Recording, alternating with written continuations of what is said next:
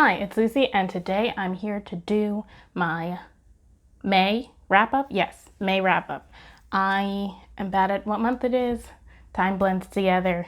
It is what it is. I read 9 things in the month of May, which sounds impressive, but I was on track for a pretty small total until I discovered the Hoopla app from my library also carries graphic novels, and I rediscovered my love for graphic novels and comic books. So 6 of the 9 things that I read in May were graphic novels, which is by no means a bad thing, but graphic novels are generally shorter and have less words, so it is easier to get through them. I was supposed to be taking part in the Asian readathon. I was doing it really low-key, but even the low standards I set for myself, I still did not manage to meet due to life, events and everything, and just general laziness. That's kind of also why I didn't read that many regular novel length books, because I just was not feeling reading towards the end of May. So my plan was to read 3 Asian books. I started to read 2 of them, and I finished one during May and I finished the other one during June. So I'll talk about the one that I finished during June in my June wrap up whenever that comes about. I also want to have a short note about J.K. Rowling. By now we all know about J.K. Rowling's inability to keep her mouth shut on Twitter. I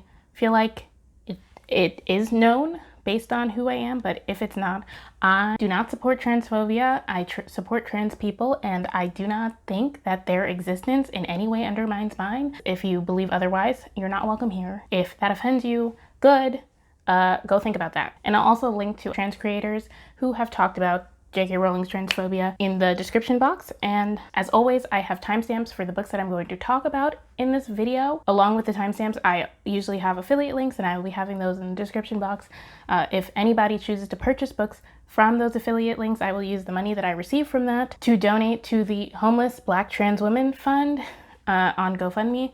So I'll also link to the fund directly if you want to support directly. The links that I use also go to support indie bookstores in addition to supporting me, although in this case it supports homeless Black trans women. So yeah, I want to put that in the way, but yeah, timestamps also for this video are down below.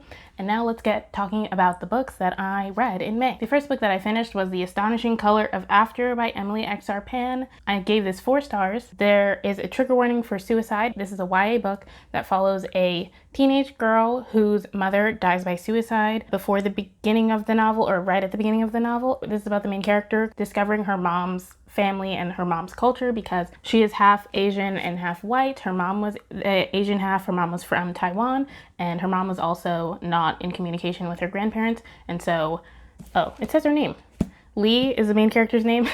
So Lee wants to learn more about her mom's family, and so she ends up going to Taiwan after her mom passes to meet her grandparents. And it has kind of a whole fabulous aspect where she believes that her mom has turned into a bird after passing on, and so the bird is the one that leads her to Taiwan and is showing her things, and it's about that. And there's other things, she can also see memories of other people in her life. She sees her dad's memories and her grandparents' memories and things like that. It's very interesting.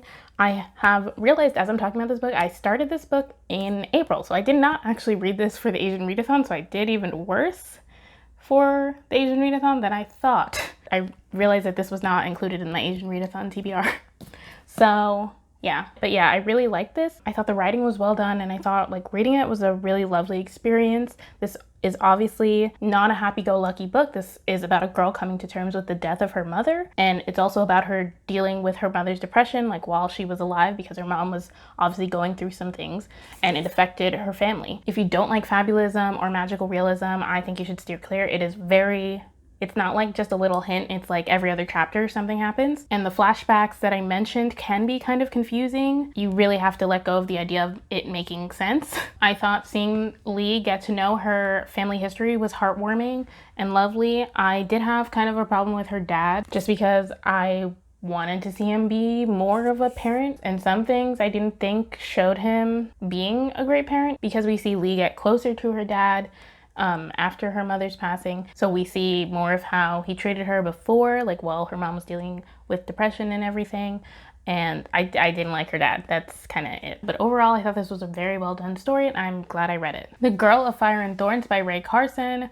This has a trigger warning for fat phobia. This is basically, okay, it's been a while since I read this, so I apologize. This is a high fantasy YA story about a girl who's a princess of a kingdom, and her kingdom has to form an alliance with another kingdom, and because she's a princess, she ends up being married off to the king of that kingdom, and so she goes to the new kingdom to go and be their queen. But then when she gets there, she realizes that the king did not tell anyone that he was looking for a queen, and so nobody realizes that she is now the queen. That's how the story starts, and we follow the main character, whose name is Elisa, really grow into herself. At the start of the story, she's the second youngest. No, she has an older sister, so she kind of has always like hid into herself. Oh, and I forgot the biggest part. She is the bearer of something called the Godstone, which basically means that she has been chosen by God to do something great, I guess, is how it would be described. And she has like a physical embodiment of that in her belly button. Yeah, and it does give her magical powers, but they're kind of confusing. Like, she doesn't really have complete control over it. And so yeah, that's also a big part of the story. I know this is very hard for me to explain. I also did not write a summary because I am not smart. So that's my best summary. I actually really like this book. I did talk about it in the reading vlog that I did. I read like an INFP reading vlog that I did last month, so that will be linked in the cards and down below. And this review is a little shorter than normal. This book truly takes you on a journey. I felt like I read 3 books by the time I was done with this, but in a good way.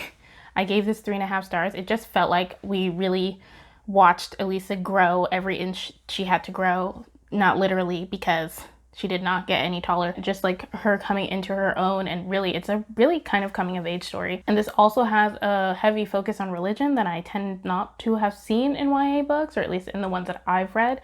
And I really liked that. I thought that was super interesting and added an interesting aspect to the story. The one thing that I didn't like that I want to mention, because it was a trigger warning, was the fat phobia. In the beginning of the book, Elisa is fat. Everyone comments on it all the time. And that's a lot of part of where her self-consciousness comes from. I was kind of hoping that this would be like a story of just like a fat princess, and that would be, or queen, and like her learning to accept her body, but that is not what happens. So that's where the trigger warning comes from, and I was really disappointed in that. And I also think the way she loses weight is kind of weird, so I was not a big fan of that, and I just want to have that as a warning. And overall, I did appreciate the journey the book took me on. If you want to hear more about it, check out my reading vlog. Next, I read The Ballad of Songbirds and Snakes by Suzanne Collins.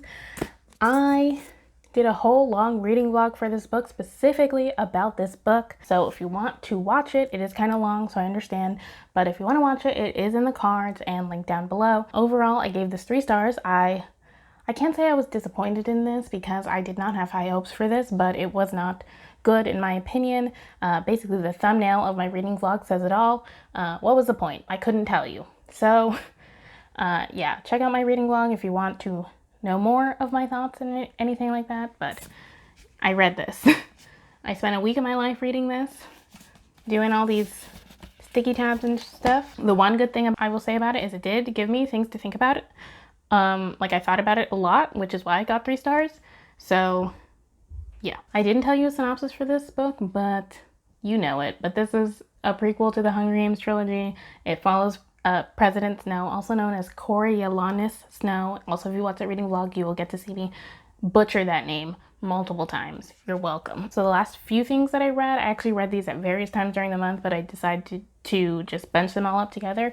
These are the graphic novels I mentioned. I read Lumberjanes volume 8 through 13 during May. Each individual volume got between 3.5 to 4 stars, depending on the volume. If you want the individual like star ratings, then you can check out my Goodreads. I wanted to talk about them all together because they are a series and I don't have a lot to say about them individually. Overall, I like the series. This is a series that follows a group of diverse girls who are all at a summer camp, and then the summer camp has a bunch of paranormal activity going on. So like, I don't even remember what happened in the first issue, but in some of these issues, we see them encounter Selkies, what are those, Bigfoot and things like that.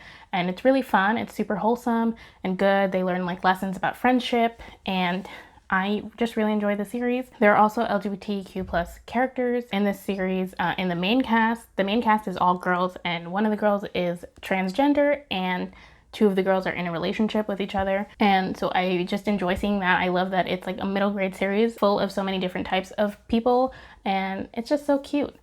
The reason some of these books might have gotten 3.5 stars as opposed to 4 stars is either because it might have felt like filler to me because there is like a bigger storyline across all the volumes, but some of the books just don't really go into that, and it seems like it's really slow going. So sometimes I wanted to be more into the bigger storyline, and some volumes didn't have that. And also because the series cannot seem to find a consistent artist. I don't know anything about like the politics of graphic novels and things, or like what's going on with the series, so I can't answer that. Like, I didn't lower ratings because it had a different artist, but some of the art styles I just didn't like that much. This is one of my shorter wrap-ups, I think.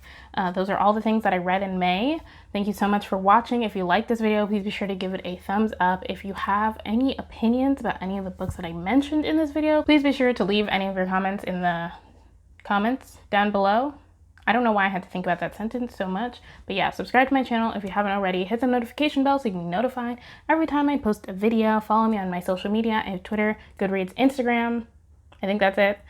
They're all linked down below in the description box, and I accept everyone on Goodreads because I like having Goodreads friends. Yeah, I think that's it. Thank you so much for watching. I'll see you in my next video. Bye.